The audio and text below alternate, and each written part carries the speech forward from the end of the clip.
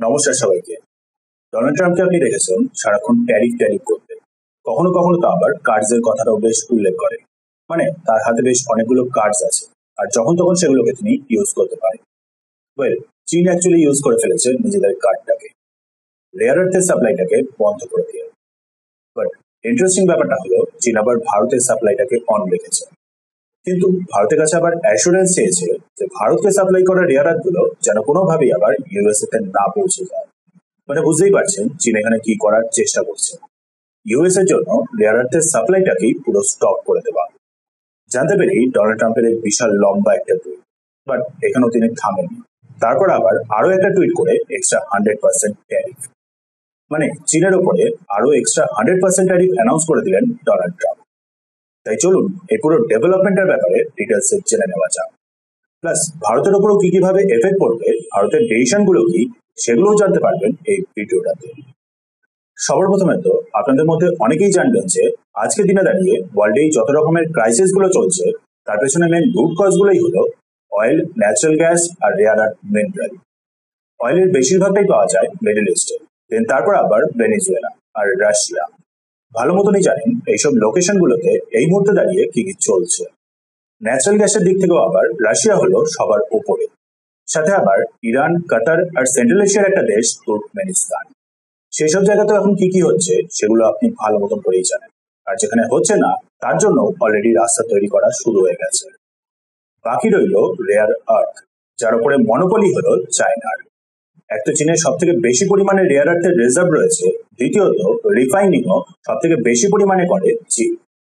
ওয়ার্ল্ডের যতটা পরিমাণে টোটাল রেয়ার আর্থের মাইনিং হচ্ছে তার 70%ই হয় শুধু একমাত্র চীনে। তার উপর 90%-এর ওপর রিফাইনিং শুধু একমাত্র চাইনাই করে। এছাড়াও মায়ানমার হলো এমন একটা দেশ যেখানেও প্রচুর পরিমাণে রেয়ার আর্থের রিজার্ভ পাওয়া যায়। মাইনিং আর প্রডিউসিং এর দিক থেকে ওয়ার্ল্ডের থার্ড। এই মায়ানমার থেকেও রেয়ার আর্থ গুলো যায় সোজা চীনে। আর সেই কারণেই দেখছেন এই মায়ানমারকে নিয়েই চীন আর ইউএস এর মধ্যে প্রবলেম চলছে। কিন্তু কথাটা হচ্ছে কি কারণে ইউএস এরও দরকার এই এত রেয়ার আর্থ। অ্যাকচুয়ালি এখনকার দিনে দাঁড়িয়ে এই রেয়ার আর্থ মিনারেল গুলো বেশ অনেক কিছুতেই ইউজ হয়। Defence, energy sector, TV, computers, এরকম সবকিছুতে। হেভি রেয়ার আর্থ মিনারেল তো আবার আরো বেশি ইম্পর্টেন্ট।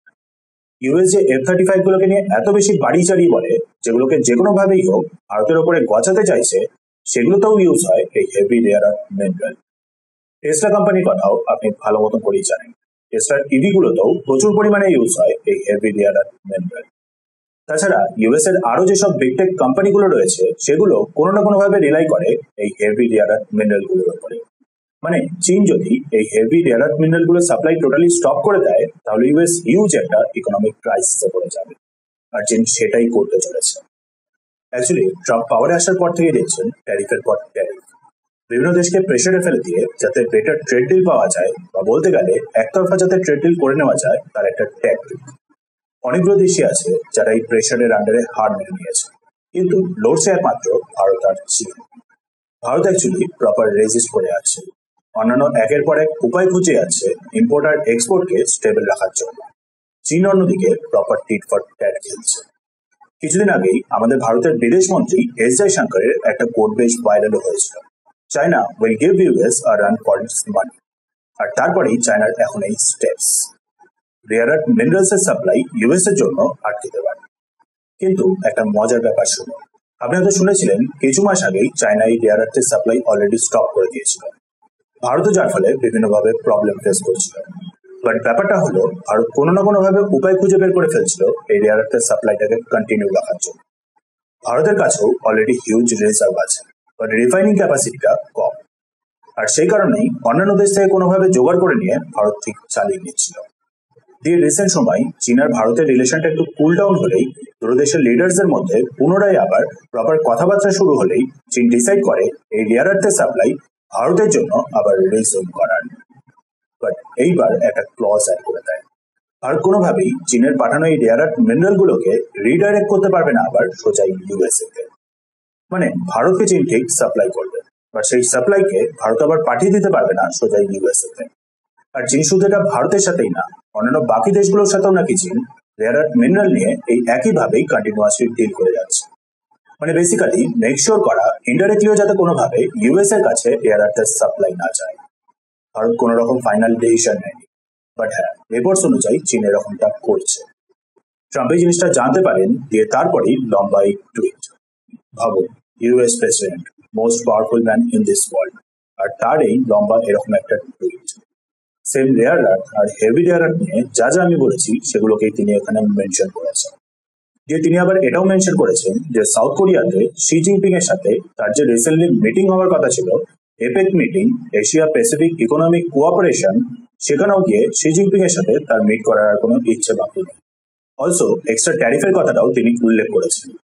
চীন থেকে যা কিছুই আমেরিকাতে আসবে তার সবকটার ওপরই আরো এক্সট্রা পরিমাণে ট্যারিফ ইম্পোজ করা হবে।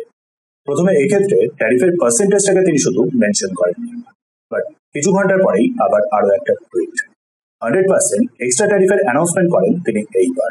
মানে যা কিছু চীন থেকে ইউএসএ তে পৌঁছাবে তার উপরে আরো এক্সট্রা করে 100% ট্যারিফ। অর্থাৎ বেসিক্যালি বলতে গেলে বেশিরভাগ জিনিসের উপরেই বর্তমানে 30% ট্যারিফ ইম্পোজ করে রাখা, তার উপরে আরো 100%, মানে টোটাল 130%। মানে সিম্পল ভাষায় বললে ভারত হলো নাও এগেন আবার চীন। এবার দেখুন, চীনের লিটারালি মনোপলি রয়েছে রেয়ার আর্থ মিনারেলের উপরে, বোথ রিজার্ভ আর রিফাইনিং ক্যাপাসিটির দিক থেকে। সব থেকে বেশি পরিমাণে রেয়ার আর্থ মিনারেল প্রডিউস করে শুধু একমাত্র চীন। ইউএস এর কাছেও রেয়ার আর্থ মিনারেলের রিজার্ভ রয়েছে, বাট চীনের তুলনায় সেটা বেশ অনেকটাই কম। ইউএসও হলো second largest producer, but still কোথায় 90% তো কোথায় 5%-এরও কম। নো ওয়ে ইউএস কোনোভাবে ডমিনেট করতে পারবে চীনকে এই রেয়ার আর্থের দিক থেকে। এটা একটা হিউজ উইক পয়েন্ট ইউএস এর, আর চীন এই কার্ডটাকেই খেলে দিয়েছে। আসছে সময় দেখবেন এরকম আরো বেশি পরিমাণে ট্যারিফের ওপর ট্যারিফ চলবে। কে জানে, হয়তো এবার 500% ট্যারিফটাও ইম্পোজ হয়ে গেল। আপনার কি মনে হয় ডোনাল্ড ট্রাম্প কি এতদূর পর্যন্ত এগোবেন? জানাবেন কমেন্টে। ভিডিওটা ইনফরমেটিভ লাগলে লাইক, শেয়ার আর সাবস্ক্রাইব করবেন, আর দেখা হচ্ছে তাহলে নেক্সট ভিডিওতে।